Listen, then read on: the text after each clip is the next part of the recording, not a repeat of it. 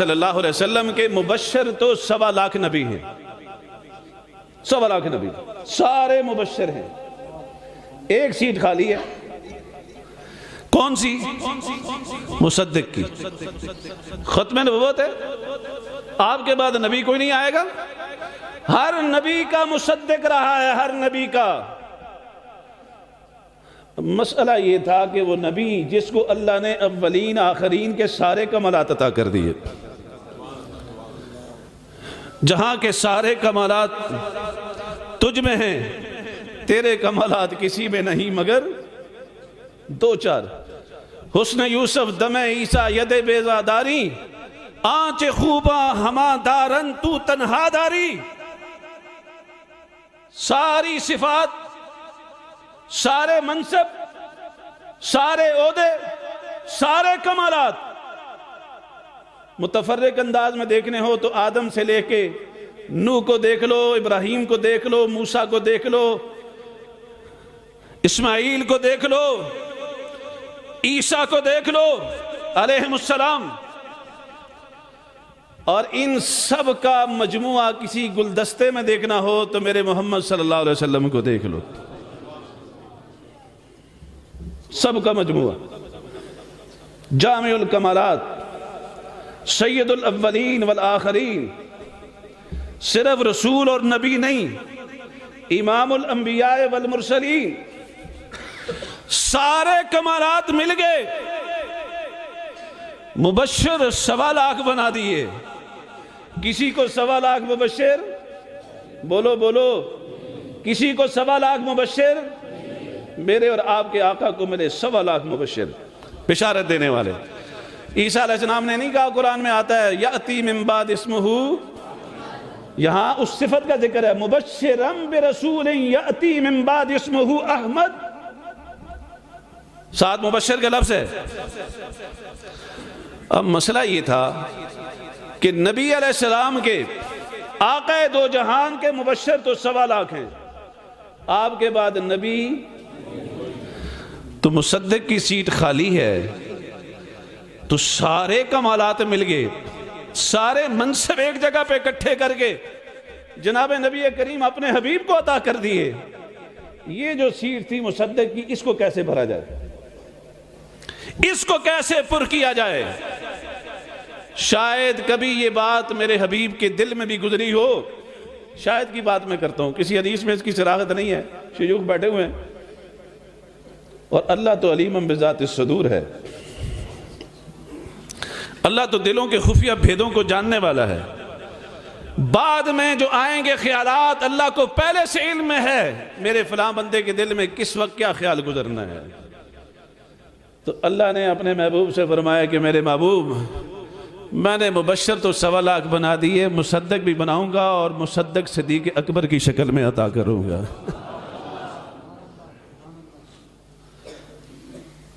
مصدق صدیق اکبر کی شکل میں۔ اب اس پر بڑا وسیع مضمون ہے لیکن وقت نہیں ہے۔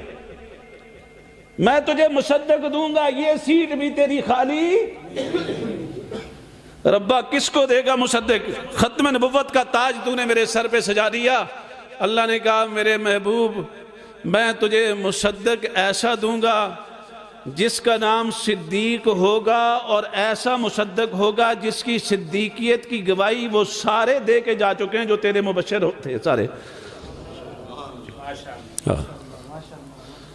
مثلہم فی التورات، بولو، ایک واقعہ سنا دیتا ہوں اس پر۔ حضرت سفر میں تھے، شاید شام کے سفر پہ تھے، ایک آدمی دوڑتا ہوا ہے، آگے بغل گیر ہو گیا، بھئی جان نہ پہچان، اتنی محبت، آگے بغل گیر ہوا، ہاتھ چومے، نام پوچھا، قبیلہ پوچھا، علاقہ پوچھا، اور پوچھ کیسے رہا ہے؟ بتا خود رہا ہے، آپ کا یہ نام ہے، آپ فلاں قبیلے سے ہیں، اس قبیلے کی فلاں شاخ سے ہیں، فلاں علاقے سے آپ کا تعلق ہے۔ سیدنا صدیق اکبر رضی اللہ تعالیٰ عنہ فرماتے ہیں میں بڑا حیران ہوں، پہلی دفعہ ملاقات ہے ہماری، بتا ایسے رہا ہے کہ نسلوں سے واقف ہے؟ میں نے کہا میرے بھائی یہ ساری باتیں تو جو مجھے بتا رہا ہے وہ بالکل صحیح بتا رہا ہے، میرا یہ نام ہے، میرا یہ قبیلہ ہے، میری یہ شاخ ہے، میں فلاں جگہ کا رہنے والا ہوں، لیکن مجھے یہ بتا تو جو کیسے جانتا ہے مجھے؟ اس نے کہا ایک شرط ہے، ساری تفصیل بتاؤں گا لیکن ایک شرط تو نے میری پوری کرنی ہے۔ حضرت نے فرمایا کیا؟ کہنے لگا اپنے پیٹ سے قمیض اوپر کرو، میں تمہاری ناف کو دیکھنا چاہتا ہوں۔ سیدنا صدیق اکبر رضی اللہ تعالیٰ عنہ نے فرمایا عجیب بات ہے بھائی، کہ بس آپ کی بڑی نوازش اور مہربانی ہوگی، اتنے احسانات کی آپ نے مجھے جواب دے دیے، اس کا بھی جواب دے دیں۔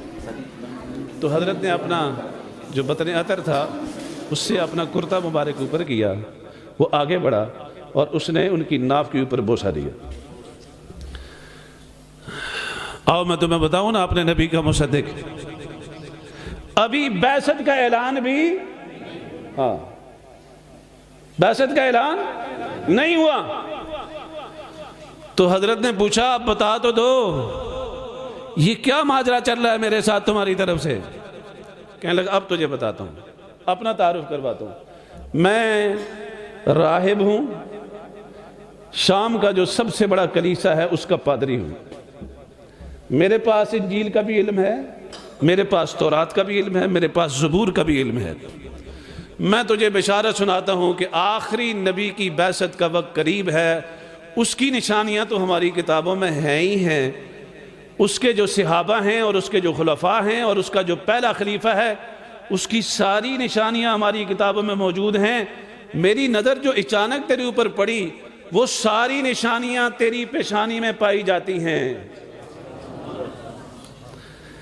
یہ ناف کا کیا معاملہ ہے سنیے گا، اور ان بدباطنوں کو بھی دعوت فکر دینا چاہتا ہوں جو اتنی کھلی دلیلوں کے باوجود پھر بھی صدیق اکبر کی عظمت کا انکار کرتے ہیں۔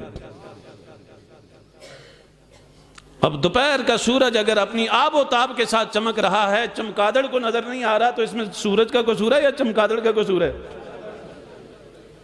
سورج کی عظمت پہ کوئی فرق نہیں آئے گا، وہ تو آب و تاب کے ساتھ چمک رہا ہے، دھمک رہا ہے، پوری دنیا کو روشن کر رہا ہے۔ صدیق کی صدیقیت کا سورج چمک رہا ہے دوپہر کے سورج کی طرح، بلکہ اس سے بھی زیادہ آب و تاب کے ساتھ۔ اگر کسی چمگادڑ کو نظر نہیں آ رہا تو قصور چمگادڑ کا ہے، سورج کا۔ اور اگر کوئی اس سورج کی اس روشنی کو اور اس کی بلندی کو اور اس کی عظمت کو اور اس کے نور کو نہ مانے اور بھونکنا شروع کر دے اور تھوکنا شروع کر دے تو سورج کے اوپر تھوک جاتا ہے یا اس تھوکنے والے پہ آتا ہے؟ صدیق کی عظمت کا یا صحابہ کی عظمت کا اگر کوئی انکار کرتا ہے یا بھونکتا ہے یا ان کی علو مرتبت کے اوپر کوئی تھوکنے کی کوشش کرتا ہے تو اس کا منہ تھوک آلود ہو رہا ہے، ان کی عظمت شان میں ذرا برابر کوئی فرق نہیں آنے والا۔ یہ میرے اور آپ کا ایمان کا ٹیسٹ کیس ہے۔ یہ ناف کا کیا مسئلہ ہے؟ کہا جی ناف کا مسئلہ یہ ہے کہ ہماری کتابوں میں یہ بھی لکھا ہوا ہے کہ آخری نبی جو آئے گا اس کا جو پہلا خلیفہ ہوگا اس کی ناف کے اوپر تل کا نشان ہوگا۔ حضرت صدیق اکبر فرماتے ہیں مجھے بھی پتہ نہیں تھا کہ میری ناف پہ تل ہے، اس دن پتہ چلا۔ یہ ہے صدیق، یہ ہے نبی کا مصدق۔ اور کیا فرماتے ہیں پھر صدیق اکبر؟ فرماتے ہیں کہ میں تو حضور کے اعلان نبوت سے پہلے ہی حضور پہ ایمان لا چکا تھا۔ یہ جو ایک بحث کتابوں میں چلتی ہے کہ اولویت اور اولیت کس کو حاصل ہے، چونکہ عورتوں میں حضرت خدیجہ الکبریٰ نے اسلام قبول کیا اور ورقہ بن نوفل کی پہلے سے بحث موجود ہے کہ سیدہ جب ان کے پاس لے کے گئیں تو انہوں نے کہا کہ میں اس پہ ایمان لاتا ہوں، تو بھائی انہوں نے تو ایمان کا اظہار کر دیا۔ عورتوں میں حضرت خدیجہ ہیں، بچوں میں حضرت علی ہیں، غلاموں میں زید بن ثابت ہیں، ورقہ بن نوفل ان سے پہلے کہہ چکے ہیں آپ کی صداقت اور آپ کی عظمت کا اور آپ کی رسالت کا، حقانیت کا اعلان کر چکے ہیں۔ ایمان اسی کو کہا جاتا ہے نا، الفاظ مختلف ہو سکتے ہیں، تعبیرات مختلف ہو سکتی ہیں۔ اب اس میں اولیت کس کو حاصل ہے، اولویت کس کو حاصل ہے، مقدمیت کس کو حاصل ہے؟ اس پر علماء نے مستقل کلام کیا ہے. میرے پاس وقت نہیں ہے، میں صرف ایک بات اور یہی واقعہ میں عرض کر کے آپ کو اس بات کے بارے میں بھی ایک کلیئر فیصلہ علماء حق کا سنانا چاہتا ہوں. اس واقعے کی بنیاد پہ اہل سنت والجماعت کی ایک بہت بڑی تعداد اس بات پہ متفق ہے کہ سیدنا صدیق اکبر رضی اللہ تعالیٰ عنہ کو جو مقدمیت، اولویت، اولیت فی الاسلام حاصل ہے وہ کسی کے حصے میں نہیں آئی، کیونکہ سب نے بعد میں اسلام قبول کیا حضور کے اعلان نبوت کے. اور صدیق اکبر پوری انسانی تاریخ میں وہ واحد مسلمان ہیں جس نے اعلان نبوت سے پہلے ہی حضور کی نبوت اور رسالت پہ ایمان کا اعلان کر دیا تھا. یہ تو ورقہ بن نوفل کا واقعہ تو اس وقت آیا جب وحی کا سلسلہ ہوا.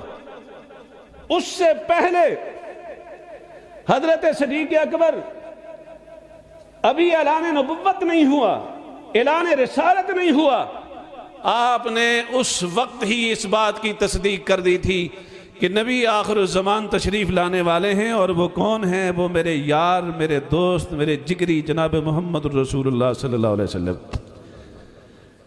اس لیے کسی مسئلے پر صدیق اکبر نے حضور سے دلیل تو وہ مانگتا ہے جس کو شک ہو. جو پہلے سے مانتا ہے اس کو کیا ضرورت ہے دلیل کی؟ بھائی جو مانتا ہے اس کو دلیل کی کیا ضرورت ہے؟ جو نہیں مانتا یا جس نے ماننا ہے، جس کو ماننے کی ضرورت ہے، اس کو دلیل کی ضرورت ہے. صدیق اکبر نے دلیل نہیں مانی، وہ تو مانے ہوئے تھے، اس لیے دلیل بھی. تو میں عرض کر رہا تھا کہ ختم نبوت ہمارا اجماعی بولو عقیدہ ہے. اس عقیدے کی نقلی دلیل تو یہ ہے ما کان محمد ابا احد من رجالکم ولکن رسول اللہ بولو وخاتما. لیکن اس کی عملی دلیل کیا ہے؟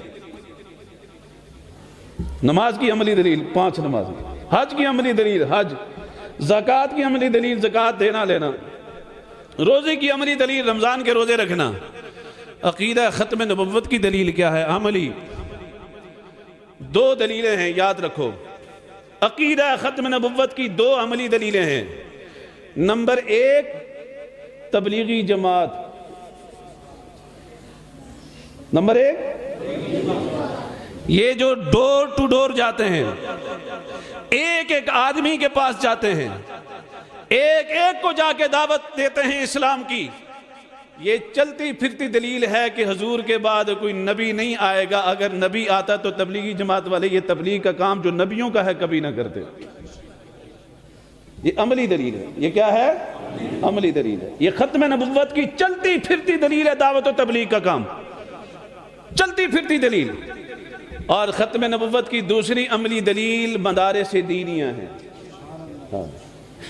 مدارس دینیہ، یہ مدارس دینیہ قرآن، حدیث، مفسر، محدث، فقیہ، متکلم، مبلغ، داعی، مجاہد، یہ سارے منصب نبوت کی ذمہ داریاں اور تقاضے ہیں. ان ذمہ داریوں اور تقاضوں کو پورا کرنے والے مدارس دینیہ پیدا کر رہے ہیں. آپ نے ختم نبوت کی عملی دلیلیں دیکھنی ہوں تو کبھی مدارس میں آ جایا کرو، کبھی اس روزے پہ چلے جایا کرو. وقت ختم ہو گیا ہے، انشاءاللہ یار زندہ صحبت باقی، پھر کبھی موقع ملا تو عرض کریں گے. وما علینا الا البلاغ.